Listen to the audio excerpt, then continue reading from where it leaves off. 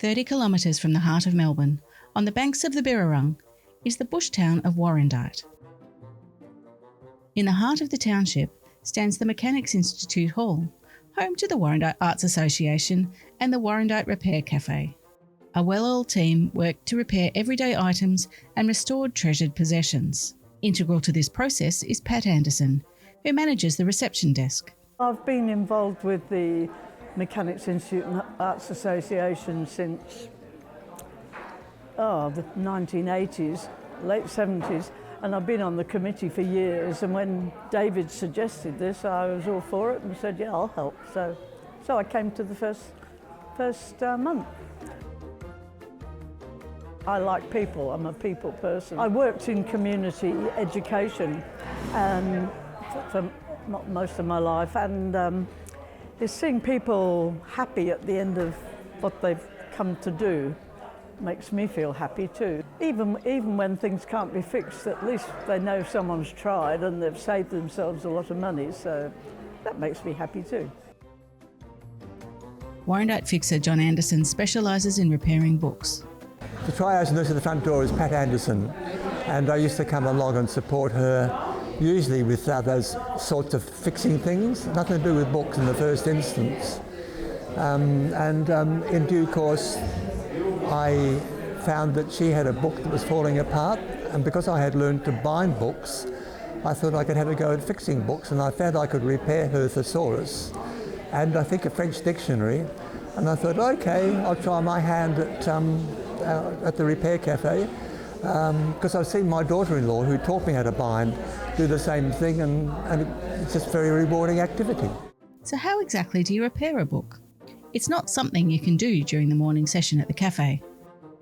Fixers will often take complex repairs home to their workshops, where they may have more specialised equipment. John showed us the process in his garden shed bookbindery. Welcome to the bindery, where we do all the work for the Warrandyte Repair Cafe. A book's composed of two parts, a case, and you can see a case is made up of two case boards held together by a fabric, and up the middle is a piece of quite flexible board. The width of that and the setting of this is critical to the success of the book. The other component is the book, the naked book. And you can see it's got attached to it a heavy duty end paper. It's held in there, in this case, with a sleeve, and that becomes bound to the case. Critical to the success of the book too is the attachment of some mull. You can see the mull, and over the back of that is some brown paper. We call it craft paper, spelt with a K after Mr. Kraft, who invented the paper. And the naked book is attached to the case like that, and the end paper is folded down and it hides. You can see the mull. The mull will get attached to the case, and the end paper will be attached to the case board also, front and back. From Bibles to school exercise books and cookbooks, John gets to repair all sorts of wonderful literary treasures. A most interesting example is an old wartime cookbook, which the Morris brothers are particularly fond of. Well, this book came to me because the brother of the person who owns this book came to me as one of my very first visitors. He came along with a book on the Atlas and the Encyclopedia of Ireland, and the book was dated 1904, and it was a bit of a treasure, and I gather used by the family in Ireland as a bit of a family Bible. It had all the births and deaths and entries, and he hasn't forgotten that, and he's had a brother who I gather had served in Vietnam. It's his story to tell, because I don't carry those details in my head, but I gather the brother who served in Vietnam had a mum who made cakes for him, and the recipes for those cakes came, or whatever they were, came from this book. His brother brought him in and said, this bloke, the Repair Cafe in Warrandyte, will fix that because they're known for it. And he brought in this book, and so not only was it repaired, but it's had a case made for it, and make a facsimile for the outside, and send it back looking like that. This is a recipe book that my mum used to have. And while I was in Vietnam back in 1969, would you believe, she sent a fruitcake over, and it was out of this book, and it was a Second World War recipe that they called Soldier's Pound Cake, and they used to make it for the soldiers over wherever they were in the Second World War, and reputedly the cake used to keep for 12 months. Of course, it only took about a week to get to us in Vietnam, and we had the first one, and I was told 12 months, it lasted a day. well, it didn't even last about 10 minutes actually. And I got told by all the other fellas, "Oh, right home to your mum and get some more of that sent over." So Mum ended up probably making 4 of them, and after Mum passed away, I was looking for the book and couldn't find it. I think one of my other relatives might have got it, and my nephew found this one on the internet. It happened to be over in America, would you believe? So we bought it. It cost me $70, but and it still had the recipe in it. It's just a slightly different advertisement there. It used to be skipping gill vinegar down there in the original book, but it's the same recipe, and I've made it quite a few times, and then I found out how much it must have cost Mum, because it's just loaded with raisins and sultanas and currants and dates and all, and it's quite an expensive cake to make these days, but it's good. And it doesn't keep for 12 months, I can tell you. Happened to have Normie Rowe was in my hut at the time. And, we were in the same unit together at the same time. So, yeah, he enjoyed it. The book was a bit damaged, and John has fixed it all up for me, and it was coming apart a bit, so he's glued it up for me and did a terrific job and put a cover on it and everything. It originally was, if I can find it, it was that cover. And and it was sort of coming apart a bit because it's quite an old book, you know. John took us through the process of repairing a book in detail. The book owner is keen to retain the original case boards rather than have new ones made up, so we've got to wrap around that. And the owner is also very keen for that inscription there to be retained. So we've got to repair the case, and we've got to repair the naked book. I'm going to begin with the naked book. I'm going to attach the end paper. You can see I've already fitted a sleeve to that to hurry things up a bit. And we're going to attach that end paper to that naked book.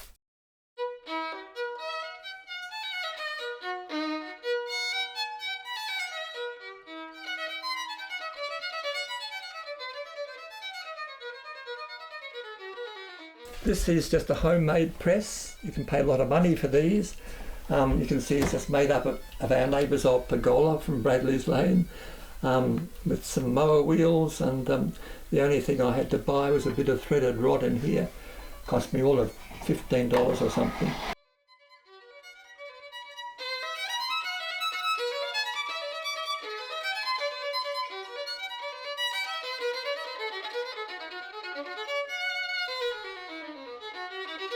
Right down the sides, like that, and like that, and then we apply the mould. Fill up all the pores in the mould with glue. Be quite liberal, because this is what allows the naked book to be rigidly held to the case. Just protruding a little bit over the end, like that, like that. I like that. That will give the book a finish, and then you apply the craft paper. Here it is, like so.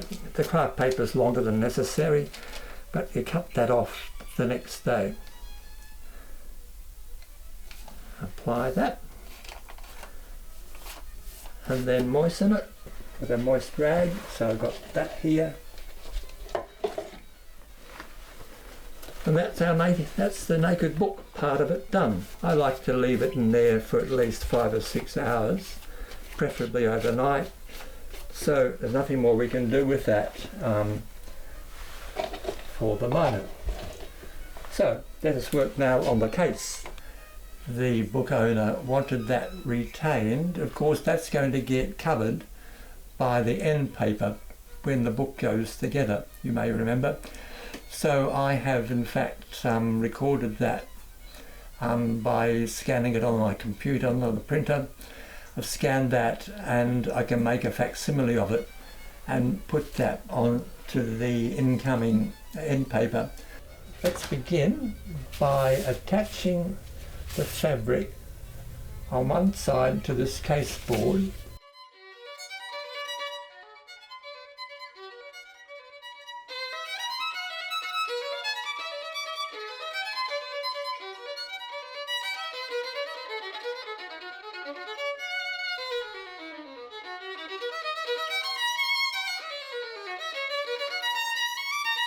I must say it gives me a huge amount of pleasure restoring things that have sentimental value to the owner. That's my pleasure in doing these things for the Repair Cafe. There's the case. We put it in a board like that, and then we go to this press over here behind me, which we call a standing press. Again, homemade. You can see with a cotton reel and a bit of old timber turned on my lathe that I used to have, and squeeze it down tight. And again, right, done. So that's as far as we can take the book today. But I've got one that I did a day or two ago, and we can show the next stage of actually bringing a book, also in black fabric, together.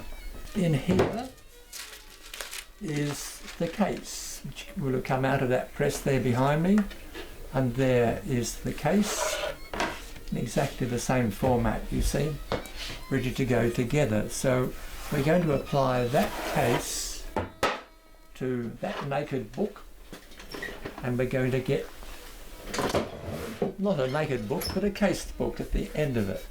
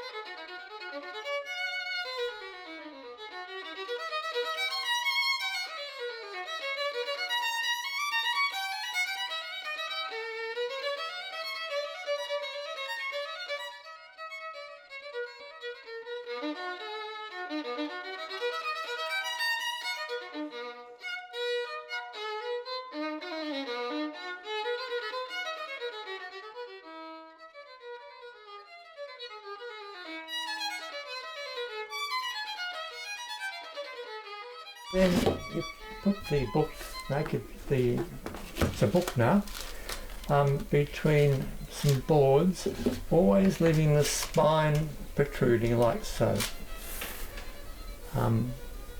Yep, like that. And then off it goes to the press, and you leave it there overnight, and lo and behold, tomorrow we have a book.